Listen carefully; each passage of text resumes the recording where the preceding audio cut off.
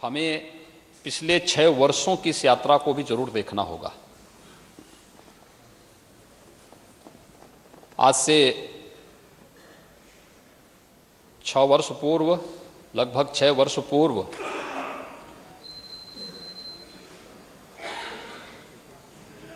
उत्तर प्रदेश के अंदर, उत्तर प्रदेश की जनता जनार्दन ने आदरणीय प्रधानमंत्री श्री नरेंद्र मोदी जी के आह्वान पर सबका साथ, सबका विकास, सबका विश्वास और सबके प्रयास के इस मूल मंत्र को अंगीकार करते हुए उत्तर प्रदेश के अंदर सत्ता परिवर्तन करने का कार्य किया था। सत्ता परिवर्तन के फलस्वरूप 2017 से लेकर के 2022 इन 5 वर्षों तक सरकार ने सफलतापूर्वक प्रदेश के अंदर कार्य किया और जनता जनार्दन का फिर से आशीर्वाद प्राप्त हुआ। सरकार फिर से पूर्ण जनादेश प्राप्त करके आज अपना यहां पर बजट प्रस्तुत भी की। मैं धन्यवाद दूंगा अपने सहयोगी वित्त मंत्री श्री सुरेश खन्ना जी को,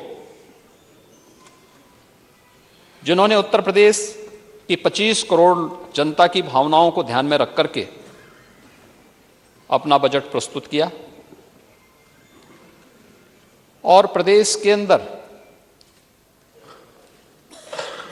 एक सर्वसमावेशी समग्र विकास की अवधारणा को ध्यान में रख करके आत्मनिर्भर उत्तर प्रदेश की इस परिकल्पना को साकार करने वाला, हर एक तबके का प्रतिनिधित्व करने वाला बजट प्रस्तुत किया है, जिसमें गांव के लिए, गरीब के लिए, किसान के लिए, नौजवान के लिए, महिलाओं के लिए उत्तर प्रदेश की भावी तस्वीर क्या होनी चाहिए, इसके लिए भी अपना बजट प्रस्तुत किया है।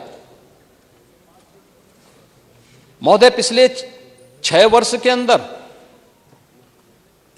उत्तर प्रदेश के अंदर बजट का जो आकार है यह दोगुने से अधिक बढ़ा है। 2016-17 के अंदर इस प्रदेश में जो बजट प्रस्तुत हुआ था वह 3,40,000 करोड़ रुपए का बजट था और जब मेरे सहयोगी वित्त मंत्री श्री सुरेश खन्ना जी ने सदन में बजट अपना प्रस्तुत किया 2023-24 का, तो उस बजट का आकार इस समय दोगुने से अधिक 6,90,000 करोड़ रुपए से अधिक का है। यह उत्तर प्रदेश के अर्थव्यवस्था के विस्तार को प्रस्तुत करता है। यह उत्तर प्रदेश के जीडीपी में हुई लगभग दोगुनी विकास की यानी प्रगति को प्रस्तुत करता है। उत्तर प्रदेश के पर कैपिटा इनकम में हुई वृद्धि को भी प्रस्तुत करता है और उत्तर प्रदेश की जो यात्रा इस दौरान आगे बढ़ी है वह एक जन विश्वास पर आधारित एक यात्रा है, जहां पर हर एक तबके की अपनी जवाबदेही है। कोई अपनी जिम्मेदारी से नहीं भाग सकता। पूरी प्रतिबद्धता के साथ, पूरी जिम्मेदारी के साथ हर एक तबका अपनी अपनी जिम्मेदारियों का निर्वहन कर रहा है और उसके बाद परिणाम सबके सामने है। सरकार किस प्रकार की होनी चाहिए? समस्याओं से मुख मोड़ने वाली नहीं, उसे चुनौती के रूप में स्वीकार करने वाली होनी चाहिए। सरकार ऐसी होनी चाहिए जो जनमानस के प्रति संवेदनशील हो, लेकिन भ्रष्टाचार और अपराध के प्रति जीरो टॉलरेंस की नीति के तहत कार्य भी कर सके। और मुझे बताते गौरव की अनुभूति हो रही है कि लगभग पिछले 6 वर्ष का यह कार्यकाल इन्हीं प्रतिबद्धताओं को ध्यान में रख करके हमने प्रस्तुत किया। मैं कल यहां पर नेता विरोधी दल के पूरे वक्तव्य को सुन रहा था और वो अपनी बात को कह रहे थे। मुझे आश्चर्य हो रहा था कि जब वो कह रहे थे तो उन्हें इस बात पे प्रसन्नता हो रही थी कि उत्तर प्रदेश के पैरामीटर को पिछले पायदान पर धकेलने पर उन्हें प्रसन्नता हो रही थी।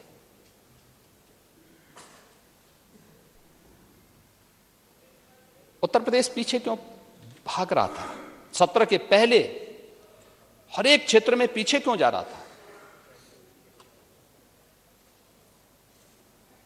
हम सब जानते हैं, हर व्यक्ति इस बात को जानता है, हर समस्या के दो समाधान होते हैं। हर समस्या के दो समाधान, भाग लो या भाग लो।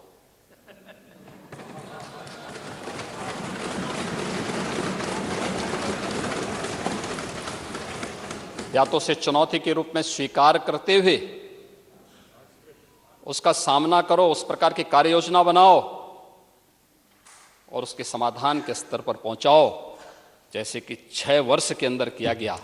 और दूसरा है, जैसे नेता प्रतिपक्ष की सीट खाली है, भाग लो।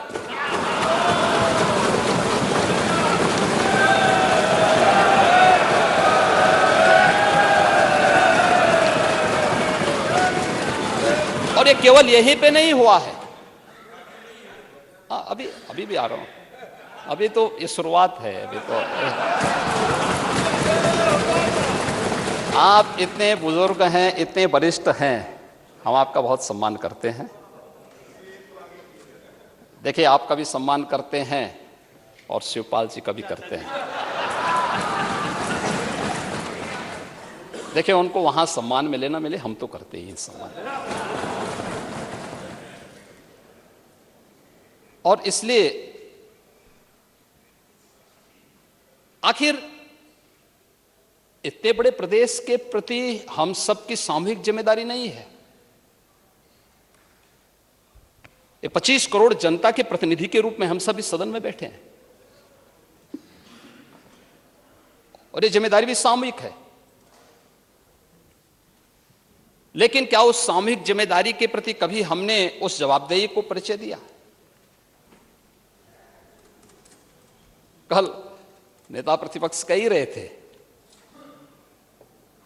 कि अगर आप दावोस गए होते तो हो सकता है 50 लाख करोड़ का प्रस्ताव आता। उनको विश्वास हो गया ना कि प्रस्ताव आ रहे हैं।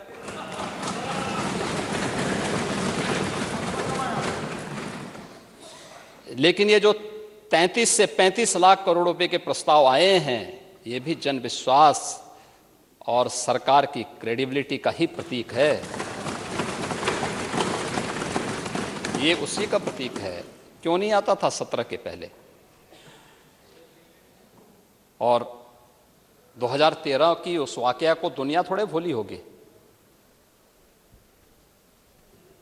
जब कुंभ के बारे में एक प्रेजेंटेशन करने के लिए हार्वर्ड विश्वविद्यालय गए थे और चचा जान को जो है तलाशी से गुजरना पड़ा था। उसके बाद वो लोग विश्वविद्यालय ही नहीं पहुंच पाए। प्रदेश की क्या स्थिति हुई थी? हमने प्रदेश को कहां पहुंचाया था?